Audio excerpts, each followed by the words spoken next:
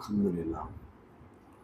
அளவற்ற அருளாளனும் நிகரற்ற அன்புடையனும் ஆகிய அல்லாஹுவின் திருப்பெயரால் ஆரம்பம் செய்கிறது.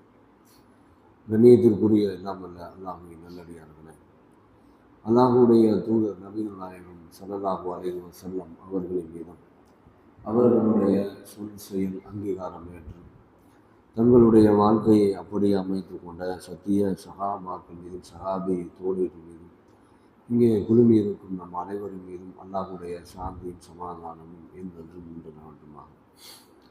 அன்பிற்குரிய சகோதரர்களே, ஒரு முஸ்லீமுடைய வாழ்வியலில் மிக முக்கியமான அம்சம் என்னவென்று சொன்னால், கற்றலும் கற்பித்தலும் மிக முக்கியமானது. எப்பொழுது ஒரு சமுதாயம் கற்றுக்கொள்கிறதோ, தான் கற்றதை பிறருக்கு கற்பிக்கிறதோ, அப்பொழுதுதான் அந்த சமுதாயம் சிறந்த சமுதாயமாகும். இது அல்லாஹ்வுடைய ரசூல் அவர்கள் ரொம்ப எளிமையாக நமக்கு சொன்னாங்க. யார் குர்ஆனை தானும் கற்று பிறருக்கும் கற்றுக் கொடுக்கிறார்களோ அவர்கள்தான் உங்களில் சிறந்தவர்கள் அப்படின்னு சொன்னாங்க. அப்போ எப்பொழுது ஒரு மனிதன் கற்பதையும் கற்பிப்பதையும் நிறுத்தி விடுகிறானோ, அப்பொழுது அந்த சமுதாயத்தில் எல்லா விதமான மூட நம்பிக்கைகளும் அறியாமையிலும் உள்ள புகுந்துடும்.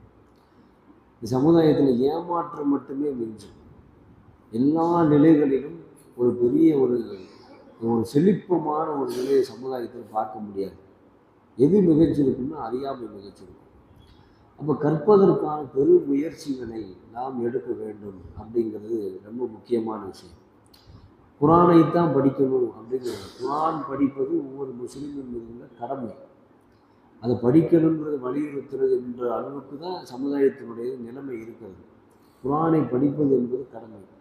நிறைய படிக்கணும், நிறைய வாசிக்கணும், நிறைய விஷயங்களை நாம் தெரிந்து வைத்து கொள்ள வேண்டும். தெரிந்ததை பிறருக்கு போதனை செய்ய வேண்டும். அப்போ தான் நல்ல கலந்துரையாடல், கருத்துருவாக்கங்கள் உருவாகும் என்கிற யதார்த்தத்தை புரிந்து கொள்ளணும். என கற்பதற்காகத்தான் நபிகள் நாயகம் ஸல்லல்லாஹு அலைஹி வஸல்லம் அவர்கள் உருவாக்கிய சஹாபாக்கள் ஏராளமான சிரமங்களை பட்டார்கள். அதில் ஒரு செய்தி புகாரில் வரக்கூடிய 5002வது செய்தியாக ஒரு செய்தி இடம்பெறுகிறது. அப்துல்லா பின் மசூத் ரலியல்லாஹு அன்ஹு அப்படின்னு சொல்லக்கூடிய ஒரு நபித்தோழர் அவர் சொல்லுகிறார், திருமறை குர்ஆனில் ஒரு அத்தியாயம் இறக்கப்பட்டால் அந்த அத்தியாயம் எங்கு அருளப்பட்டது என்பது எனக்கு நன்றாக தெரியும். திருமறை குர்ஆனில் ஒரு வசனம் அருளப்பட்டால் யாருடைய விஷயத்தில் இந்த வசனம் அருளப்பட்டது என்பது நன்கு எனக்கு தெரியும்.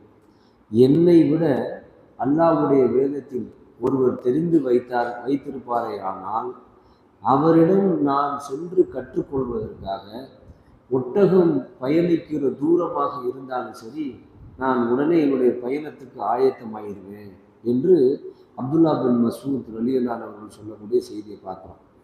அப்போ திருமுறை குர்ஆனில் ஒரு வசனம் அவரோட இன்னொருத்தருக்கு தெரிஞ்சிருந்தால், அவர் ஒட்டகம் பயணிக்கிற தூரம்னா அந்த காலத்தில் ஒட்டகம் தான் பெரிய வாகனம், அதில் தான் பயணம் பண்ணி போகணும்.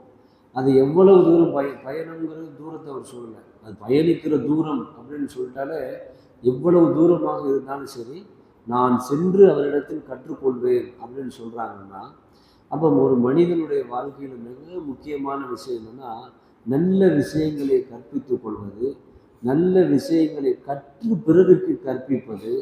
அப்போ தான் ஒரு சமுதாயம் அறிவார்ந்த சமுதாயமாக உருவாக முடியும். நாம் பார்க்குற ஒன்றுமில்லாமல் இருந்த சமூகமெல்லாம் இன்றைக்கு கல்வியில் பெரும் வளர்ச்சி அடைஞ்சிருக்கிறாங்கன்னா அதுக்கு என்ன காரணம்? பார்க்குற சமுதாயத்தில் நிறைய பேரை பார்க்கலாம். இவங்கெல்லாம் வறுமைக்கு கீழே இருந்தாங்க, வாழ்கிறதுக்கு வழி இல்லாமல் இருந்தாங்க, சமூகத்தால் நசுக்கப்பட்டிருந்தாங்க, ஒடுக்கப்பட்டிருந்தாங்க. இன்றைக்கி அவர்கள் பாருங்கள் பெரிய வக்கீலாக இருக்கிறாங்க, கலெக்டராக இருக்கிறாங்க, ஆசிரியர்களாக இருக்கிறாங்க, அரசாங்கத்தினுடைய எல்லா துறைகளிலும் அவர்கள் இருக்கிறார்கள் அப்படின்னு நம்ம இன்றைக்கி பேசுகிறோம். அப்படின்னா பேசிக்கிட்டே தான் இருக்கிறோம். நாம் கற்றுக்கொண்டால் தானே நாம் அந்த இடத்துக்கு நம்முடைய சந்ததிகளை கொண்டு வர முடியும். ஒரு பள்ளிக்கூடத்துலேயே ஒரு பெரிய அரசாங்க பள்ளிக்கூடத்தை தவிர ஒரு தனியார் பள்ளிக்கூடத்தில் கொண்டு பிள்ளையை சேர்க்குறாங்கன்னு வைங்க, பேரண்ட்ஸ் பெற்றோர்கள் நீங்கள் படிச்சிருக்கீங்களான்னு கேட்குறாங்க. நாங்கள் படிக்கலை அப்படின்னு சொன்னால், நீங்கள் படிக்கலைன்னா பிள்ளைக்கு எப்படி பாடம் சொல்லி தருவீங்கன்னு நாங்கள் கேட்குறோம். பாடம் சொல்லித்தரதுக்கு தான் ஆசிரியர்கள்ட்ட கொண்டு கேட்குறோம். இன்றைக்கி ஆசிரியர்கள் கூடுதல் தகுதியாக எதை கருதுகிறாங்கன்னா, பெற்றோர்கள் படித்திருந்தால்தான் அந்த பிள்ளைகளுக்கு நல்ல கல்வியை கொடுக்க முடியும்னு சொல்லி ஆசிரியர்கள் ஒரு போதனையை செய்கிறாங்க. அப்போ நாம் எப்போ வாசிக்கிறது, எப்போ படிக்கிறது, எப்போ கற்கிறது இது ரொம்ப முக்கியமான விஷயம். அப்போ இதில் நம்ம ரொம்ப அலட்சியமாக இருக்கனால தான் நம்மகிட்ட எல்லா மூட நம்பிக்கையும் நம் சமுதாயத்தில் உள்ளே புகுந்து போயிருக்கு. ஒரு சாதாரணமாக ஒரு பச்சை தலப்பாவை கட்டிட்டு ஒரு நீண்ட ஜுப்பாவை போட்டுட்டு காதோரமாக ஒரு பத்தியை சொருகி பற்ற வச்சுக்கிட்டு கையில் ஒரு கொட்டை வச்சுக்கிட்டு வர்றான். வந்து உன் வீட்டில் சைத்தா இருக்குது, பில்லி இருக்குது, சூனியம் இருக்குது அப்படின்னு சொல்லிட்டு அப்படி ஏமாற்றிட்டு போயிடுறோம். இந்த ஏமாத்துறதுக்கு காரணம் என்ன? நம்முடைய அறியாமை தான். நாம் எப்போ படிக்காமல் இருக்கிறோமோ அப்போ தான். அப்போ படிக்க தான் ஒரு சமுதாயத்தில் பெரிய ஒரு ஞானம் உருவாகும். அந்த ஞானமிக்க ஒரு சமுதாயம் தான் என்ன செய்ய முடியும்? பெரிய வெற்றியை பெற முடியும். அதனால அல்லாஹ்வுடைய ரசூல் அவர்கள் சொன்னாங்க, தானும் கற்று யார் பிறருக்கும் கற்றுக் கொடுக்கிறார்களோ அவர்களே தான் உங்களில் சிறந்தவர்கள். ஒவ்வொருத்தருமே என்ன செய்யணும்? படிப்பதற்கான முயற்சியை மேற்கொள்ள வேண்டும். ஒவ்வொரு முஸ்லீம்களுக்கும் கல்வி என்பது முக்கியமான விஷயம். இது வயசு வித்தியாசம்லாம் இல்லை. உலகத்தில் நீ படிக்கிறதுக்கு வயசு வித்தியாசம் இருக்குன்னு யாராவது சொல்லியிருக்காங்களா? அதெல்லாம் கிடையாது. சாகிற வரைக்கும் படிச்சுக்கிட்டே இருக்கலாம் என்கிற அளவுக்கு தான் இன்றைக்கு கல்வி இருக்கிறது. அதனால் அனைவரும் வாசிக்கிற, படிக்கிற, கற்கிற நல்ல மக்களாக ஆக வேண்டும் என்று கூறி என்னுடைய சிறிய உரையை நிறைவு செய்கிறேன்.